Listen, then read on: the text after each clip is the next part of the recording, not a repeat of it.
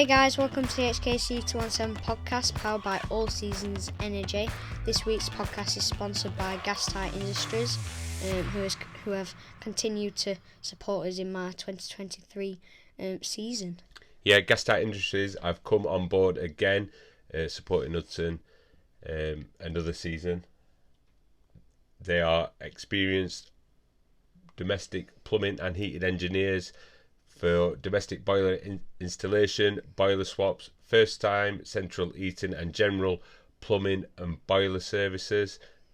They provide plumbing and heating and gas services to the domestic and commercial/industrial sector, we shall say. A lot of stuff that. So, I'm saying now, as we roll in to episode 24, this week's episode will cover the Spain trip, flat track level 2 training, winter training plans, my new vlog, which is on my YouTube channel, and the MotoGP Fantasy League, which is the new one for this year. Yeah, well, everybody needs to hurry up on that because that actually starts next week. So, yeah, we'll rewind to what we've just come back a few weeks ago, which was the Spain trip. So, as we are going to roll through this podcast, and as we mentioned before, that we are not going to put any footage in on this, so there'll be an upcoming vlog that will come on this. So this one is just basically going to be us talking about the Spain trip, on the cuff, one take, and then we're just going to put that podcast out, and then there will be an upcoming vlog which Hudson has done about the Spain trip, and it's the first time we've talked about the Spain trip. So what did we do in Spain, and what was the Spain trip like? So Elaborate. It were really nice, to be honest. We thought it were going to be quite cold because we were looking at the weather like a couple of weeks before and like a week before, and it were getting closer. We're like, no. Better than England, but yeah, better than England, but we were like, we thought it were going to be warmer, and then it got went the day before. Probably about 3 days before. 3 days before we were flying out, and the temperature ramped up. It got. I think it was like a mini March heat wave, let's say. Well, yeah, Mum said we had a heat wave. We're only 24 degrees, nothing too much, but. Obviously, you guys had snow over here while we was out there in Spain, so that was fantastic. So we firstly went out there, we had a rider coach out there, Dico, which was absolutely amazing. We went out there with Foley as well. Yeah. There was a few people that we'd obviously seen on previous years who were out there. This trip is really well organised. You get transportation. A lot of people stop at the Grand Barley Hotel. There's 50, maybe more than that. Yeah, probably more, to 60, 70. So there's a selection of kids riding, so there's Metrokit bikes. There was a few other O'Valley riders that we didn't actually know that were there. Somebody we went with last year, Paul Robinson, so that's Max Robinson. That's his lad, who's from, I think he's the Irish Bam Bam champion, so he's going to be riding a O'Valley, which is really exciting. So we're seeing them again. He's good. His dad's related to the Dunlop family, which is pretty immense, really. What else can we talk about there? So yeah, we went out there with Foley. We had his rider coach out there, so Dico come out there with us. That were absolutely fantastic. We flew out there, went together with Dico. Yeah. We had a week of training. Yeah, week of training. It were very good, to be honest. We got in contact with Dico, who were Hudson's rider coach in the first year of the MLAV Academy, and you were actually buzzing, weren't you, that we got Dico in. You worked really well with him last couple of years ago. It were nice to see him again.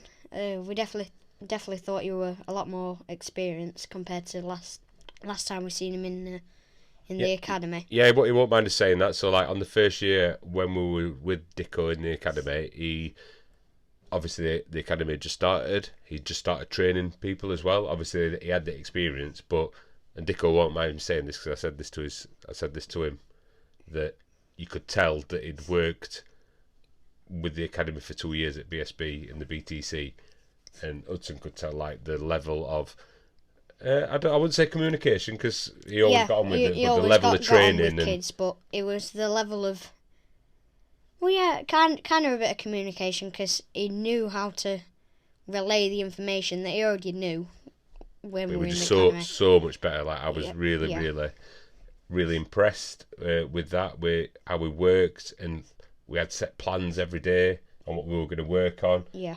Dicko took his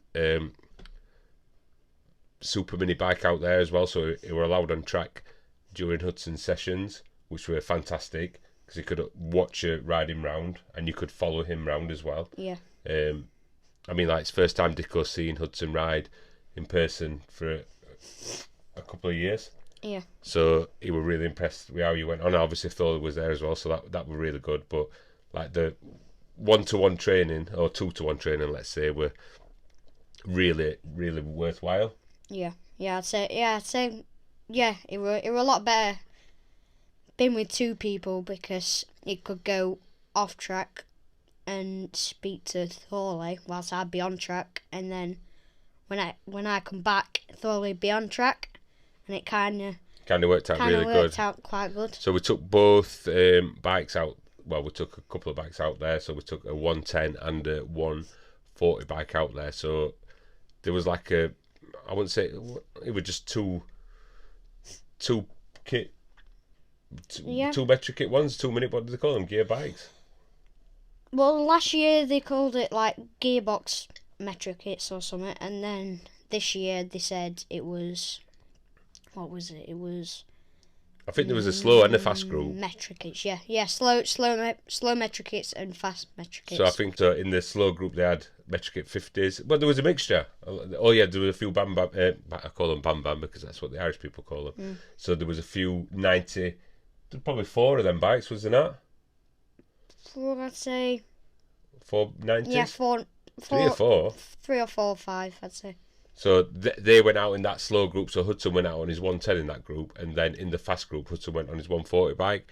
So on the first, probably 2. Well, you did that all week until they kind of changed the schedule a little bit. So you was doing, and we clocked it. It was like 100 laps per day. 100 laps a day. So we're not doing double session because it wasn't back to back, but there was the mini GP session, then a break, and then the 140 session, which were really good for you. Like you like that. Like Hudson's like super fit.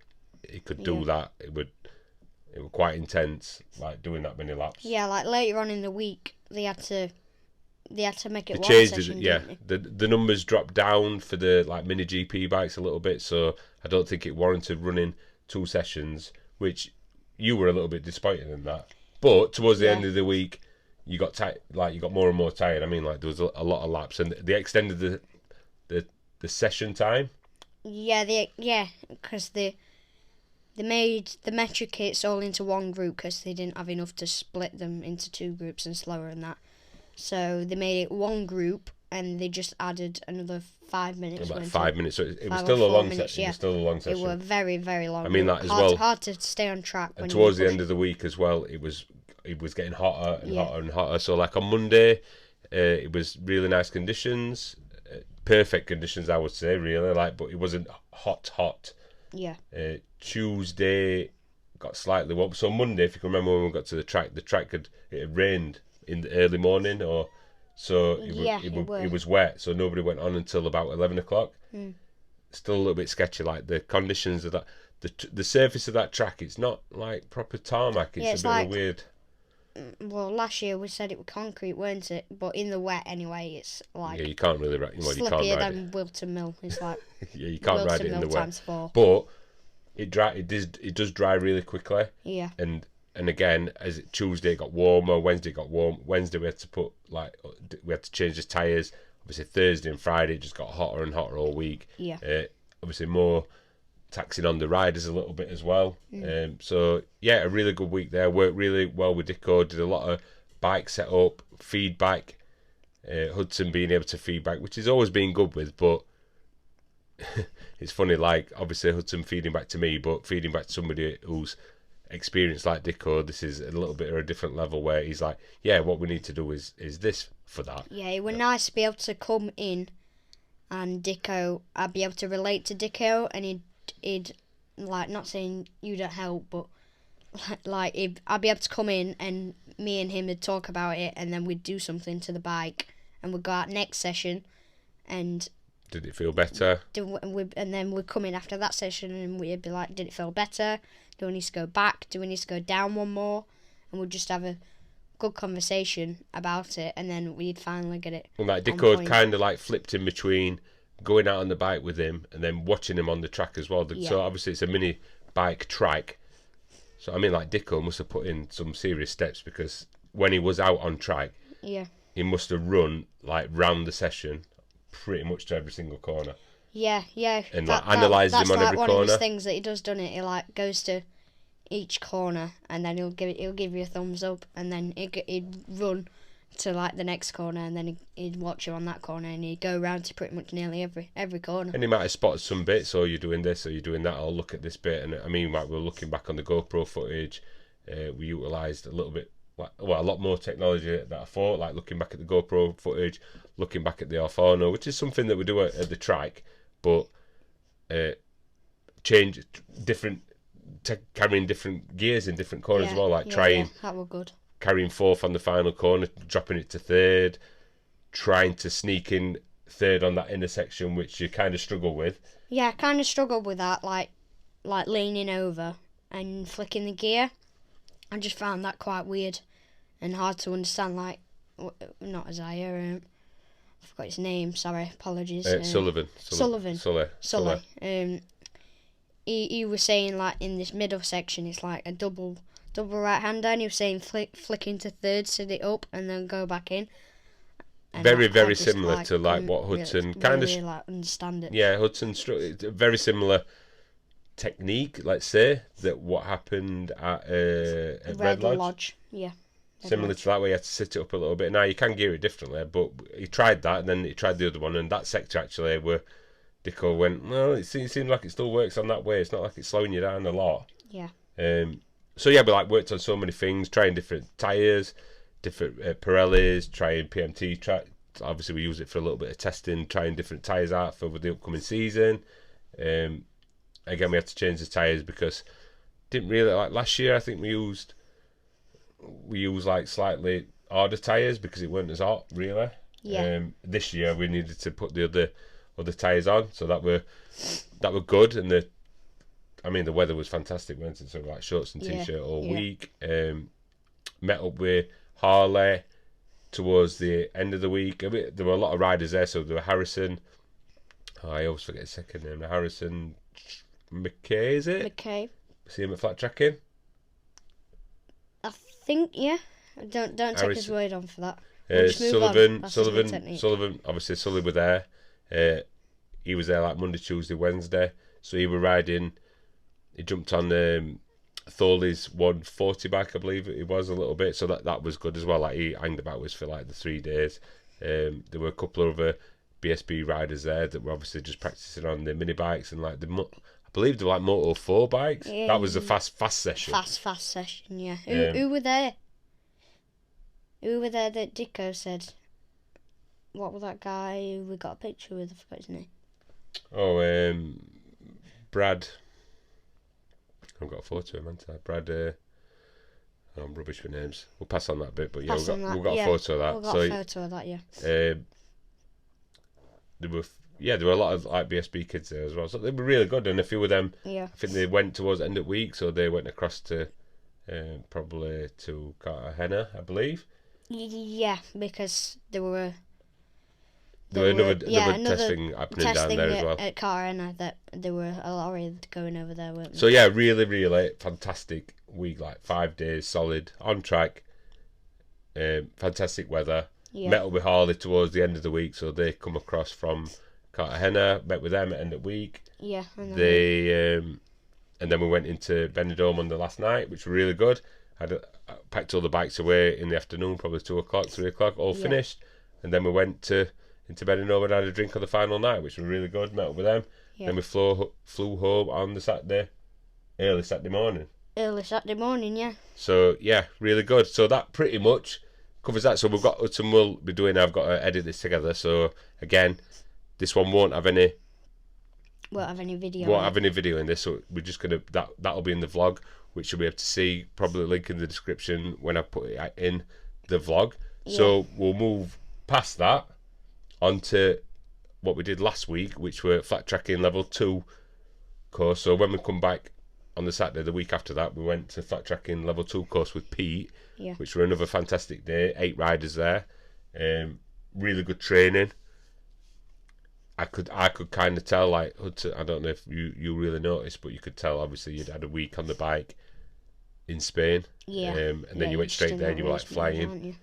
You've sound like you're on fire down there, so that were really good. It's not a private hire day, but it's 8 people, not an open session day. It's up to like 10 people. Yeah, 10 to 12 people can do it. Really, really beneficial. Owning in your techniques.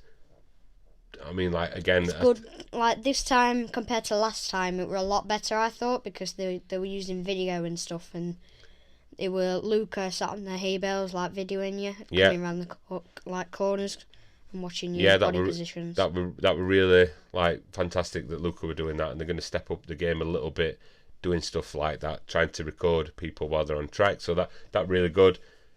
Good riders there. I mean, like Hudson were like flying around with Pete and this other guy. I forgot the other guy's name, but we have seen him on a course there before. Yeah, he said he were a mechanic. I'm sure he did to me.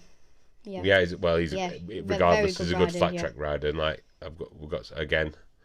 I think you did. Oh, you did do some recording for that one, so there'll be a vlog of that. Yeah. The level 2 training day as well, which. I mean, I was doing this as well with Hudson, so it was beneficial for me. We did like practice starts. I think that was what beneficial, like made you a lot better. What about the crazy wet session? That was.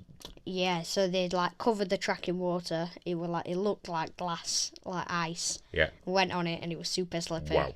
I mean, like you were all of us, 8 of us were on track riding round like it was an ice rink. It was walking pace.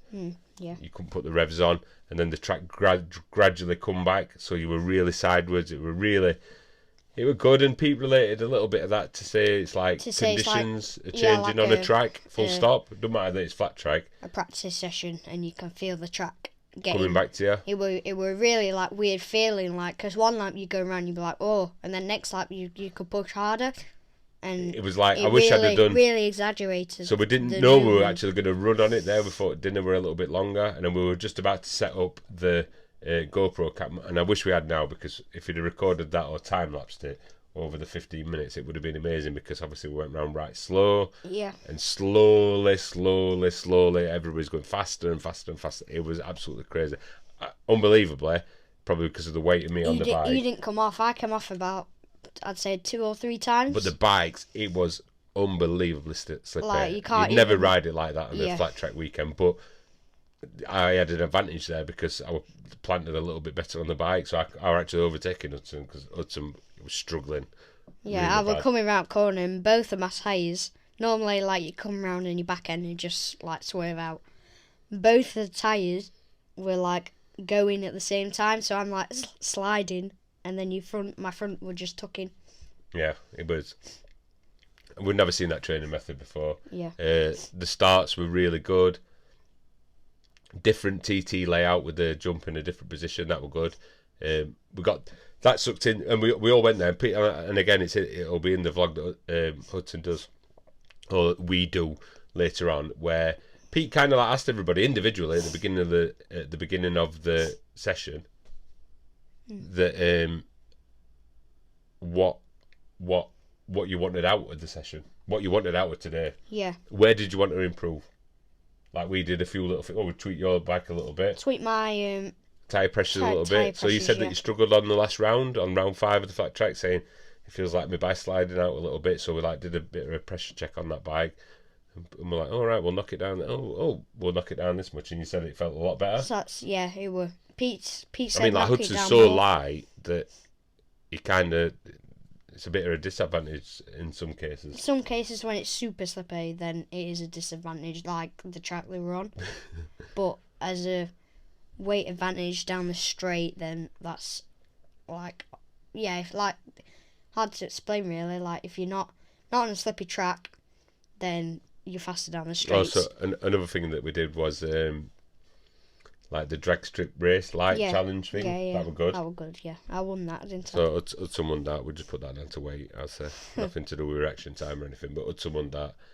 2.8 seconds. I think it was 2.9. I think it was 2.9. Chloe were 3 seconds, and they were like 3.1, 3.2, and people as well like struggling on having a first gear, second gear thing. So you got time to practice that. Also, I got rid of I had to say it out.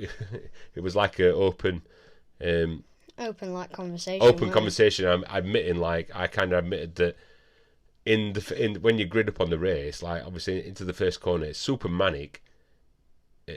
I've got the first gear done, but I kind of sit back a little bit, or sometimes I'll just let people go instead of battling for that win. Where that's half a battle. Like the first corner is critical. If you don't get a good start, then you're pretty much done. To say how short the races are. Yeah, well, I wouldn't say you're done because obviously there's chances of overtaking. There's always a chance of overtaking, but you're on the back foot immediately. And I'd easily on the last round, especially on the T. It was mainly on the TT one that I still can't understand. You'll see it on the vlog. I don't understand why you did that. I don't. Yeah, well, again, it's just nerves and thinking you're going to fall off. Isn't it? Yeah. Thinking that everybody's going to fall off in front of you. Me trying to play it safe, thinking, no, I'll let everybody crash and then I'll overtake them. That's what I was thinking. Or everybody have a little bit of a collision in first corner. Yeah. But on the TT track especially, that is definitely a race at first corner. Yeah. Now on the oval or the diamond oval or the jumped oval, it's a little bit more wider. You can kind of go 3 or 4 abreast on first corner because obviously it's the oval, so you kind of get. So again, more manic on the TT. And it does show when I'm talking about results on what I had that I did better last time on the oval, and then on the TT one where I probably bottled it on the first corner, that I had bad results all the way through the second half of the day because I did that, and I had to say that. And there weren't only me that said that. There were another guy who was in the next class up, and he was the same. Exactly, he said exactly the same as what I said. That I don't really try hard enough on first bit. I'd rather sit back. And let people just take first corner, and then I'll try and gain places back after. But that is a lot of the battle gone. Yeah. We're not waste. Well, wasted. Pete's exact words were half of the race is the race to the first corner. That were the words he said. So that were another wicked day. I mean, it was literally 5 days after we come back from Spain. 7 days after we come back from Spain. 7. Carried on, obviously, racing. We've been training, winter training plans, obviously, to do with Spain. We touched on that a little bit. That was part of it, having a coach out there. I mean, you've got to keep on your A game, haven't you? Yeah, well, we're close to the season starting now, and last year we went out there with a few people, and I believe that played a big part on Hudson's season. And again, we've had to step it up to I believe, the next level. Yeah. And it was the next level, and I mean, Dicko, absolutely fantastic. We were well happy with what you got and how you're transferring them out. You might have seen some videos. Looking really good. Yeah. Settled a lot more on the 140. You felt a lot more comfortable on that. Did some tweaks. Obviously with Dicko, it helped a lot. Because before I was kind of struggling with the 140, and now I feel like I'm more at 1. If you'd like to say it like that, at 1 with Neil. the bike. On the 140, you definitely got a lot of confidence back on that 140, which we didn't ride a lot of that 140 last year. We used that 140 we used the 110 bike in the 140 sessions because Hudson were faster on his 110 than his 140 last year on numerous occasions. And we just kind of push that to the side. But now this year, it was kind of using it as double track time. Double track time. Obviously, we're fighting for championship with Travis and Jack. But it's no secret, Travis as well. They kind of did the same as well. That they were racing the 110, so Hudson and Travis would have a 110 race proper, and then in the 140 race, Hudson and Travis would be racing the 110s together, and it'd be just Tyler and Wilson, a few others in front. So it was double track time. Double track time, yeah. But I think if you weren't allowed to run your 110 in the 140s, then I think I would have improved on my 140 a lot more. You would have. That's not actually allowed this year. It's not allowed. No. Yeah. You can't do that. On the first round at Teesside, I run the 140 just in the 110, and we didn't even have a 140, did we? No, we didn't have a one. Yeah, so is it well, it is a shame that they don't do that. But now obviously it's like 140, 160, so I can see why they're not doing that. See why, now. yeah, it'd But be a bit manic. that was good that they did that, and they've done that I think years before that, and yeah, it's a good bonus, a little bit of track time. Good bonus little track time. You're not time a million too. miles off on that 110 with 140s. Obviously, Yeah, you're never going to do a 140 sharp end of the grid lap. but it's still, if you think about it as track time, it's a lot more track Well, time. It's again- like double the track time, isn't it? I mean, like I think this happened with Travis as well, and you like probably come fourth, and it like the people that you were behind were basically like Tyler, Wilson, Tyler and Wilson, yeah, Thorley. on the 140s. all on 140, so not bad. Not too bad. And you yeah. were beating 140. You could beat 140 I could riders on beat, your 110. yeah, 140 riders on my 110. Well, I'm actually quite surprised. Like long tracks like Teesside and Three Sisters, it's Yeah, you're a bit at disadvantage. Big disadvantage. And that happened out there as well in Spain. That Max had a 140, and he was in your 110 session. Yeah. So like you were riding socks off at 110. Riding socks off at 110, and then Matt's he'd be, here. if he were close to him, he'd be able to blow him down back straight, and then Hudson would have to take him in infield, and then he'd blow him down back straight again. But it's good overtaking, good practice. Overtaking, yeah. I mean, that yeah. Max as well, like, he massively improved over And the I week. think that were another factor of it, that it was good for overtaking, me being on an underpowered bike and having to Work on your corners. Yeah, work on my corners and work around my difficulties with my bike. Yep. Well, underpoweredness, but yeah, well, no, yeah, that is good. Yeah. Good overtaking practice. So we'll crack on from that. Obviously, we're distracted there talking about went on to Spain then, didn't we? But Yeah. So next thing we'll cover on is the vlog, which obviously we've plugged a little bit there. So make sure you look into the comments. You'll see the vlog to do with Flat Track Round 5, where Hudson kind of documented it or vlogged it, Yeah. as you want to call it, vlog. It's gone down really well. I had a lot of good feedback from that. People have enjoyed that, and Hudson's obviously been practicing doing a little bit more of that stuff when we've been going out, and people, I think it is a good perspective to listen from Hudson's perspective. That's a big word, of him racing, and it went down well. Yeah, People have really enjoyed it. Went down quite good. I thought it was going to be a lot harder than it were, but if you just like... Again, as we said, there's not a lot of recording. Like the video that I edited together were like 8 minutes long, so probably from 30 minutes of recording total, I got 8 minutes of stuff out there. Didn't even include any GoPro footage either. Yeah. But you got to kind of think of it. They have to be a little bit short and sweet then. Yeah, as like a side thing, and like you were saying, it has to be short and sweet. Yeah. Short and sweet, interesting. So yeah, thanks for everybody who give feedback. Don't forget to check in the comments or check in the description. Yeah, you'll give see us some feedback on that. Some feedback on it. Check in the description. You'll see the link to the vlog. Don't forget to like and subscribe. The next thing we're going to touch on is the upcoming MotoGP Fantasy League, which is starting. We're on Monday night. We're recording this week, and the MotoGP weekend starts on Friday. Wow, so you need to get on the case on doing that. So what we're going to do this year, there's going to be... last year we had an amazing number of entries. We had like 71 people. 71 people, yeah. Kind of that post must have obviously picked up a little bit of traction on Facebook and on Twitter, I believe it had. So we had 71 people entering that. You don't have to enter individual teams per league that you join.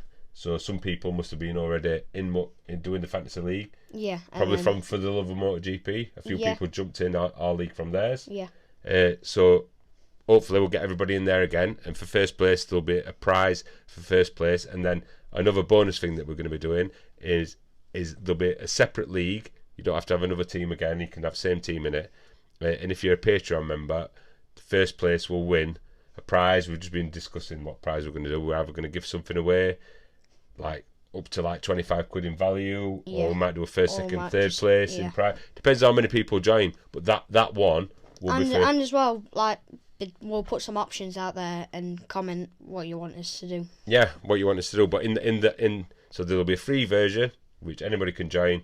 There'll be just a little prize. I don't know what it'll be. It might be an HKC hat or a t-shirt or something like that. And then this Patreon one, there'll be a prize, or there'll be prizes. We've been dabbling about the idea that it'll be like 25 quid in value, or something of like up to that value. And that one will be for people who are in Hudson's Patreon only. So to be in Hudson's Patreon, you can pay from £1 a month up to whatever level you want, depending on what kind of sponsorship you want or wherever you want to help out. And if you're a Patreon, you'll get a separate entry into this other league, and it's the same team. So yeah, same teams, but you just can be entered in both leagues. You can just be entered in both. So you can have a joint free version, or you can join the Patreon one. Obviously, the Patreon one's got a better prize. Obviously, that's funded a little bit, so that'll be fun. And we had good fun last year. We'll be updating both leagues during the podcasts. Yeah, every week. Obviously, if you listened to the podcast last year, you'll have noticed that every MotoGP weekend we'll do a Fantasy League update, so you've got a chance of getting mentioned on the podcast. We do top five players in the league, which is fun. That's a little side topic that we spent 5 minutes on. We'll try and do a bit better this year. Who you need to do better? Me then. Where did you come last year? Above you, mate. Yeah. Well above you. I can't really say no on that side of racing, can I? So yeah, that's and it's fun and it's free. Yeah. There's a free version and there's a paid version if you want to jump in for a prize. So yeah, I'm dabbling in 25. It'll be something worth like 25 quid or something if you win the Patreon only one, which is people who are already patrons will be jumping in it already, which a few people were last year. Luca, John, Dan, Steve. Who else were in it? Jack. Yeah, Jack. He joined it late, didn't he? Maybe he'll be in it sooner. Yeah, well, that's why we're trying to get this one out now, so you can join in time. So you need to, and the link will be in the description, and the code for the free one will be in the description on how to sign up. It's free to sign up. You just need to sign up with your email address. Put in the code for the free one, Bosch. If you're a Patreon, you need to message me, and I'll send you the code to the Patreon only league. Bish bash bosh, and that is it. That's it. Yeah.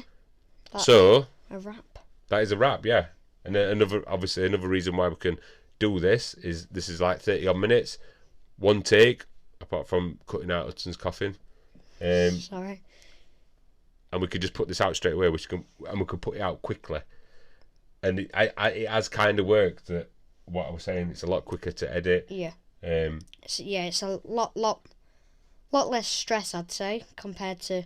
Yeah, it's always do it all in one 30-minute video. And it takes put the footage on. It takes like 5 hours. Yeah, it takes me a week after I have to record it. So I know for a fact that I can pretty much do this, stop recording, pretty much upload this tonight or tomorrow. But I can do it. It's just an easy job. Yeah. Yeah. Yeah. All done. Good. So don't forget to head over to Hudson's YouTube channel if you want to see more video content. If you like to leave a review on iTunes, Spotify, wherever you listen to the podcast. Don't forget you can listen to it everywhere pretty much. Just search for the HKC 217 podcast. Like and subscribe to his YouTube channel. Yeah. Hit up his socials. Search for HKC 217. Bish bash bosh. Just give us a like and subscribe. It's free. Give us a like and a subscribe. It's free. And I hope you're enjoying it. So until the next podcast, we shall see you in a bit. Bye.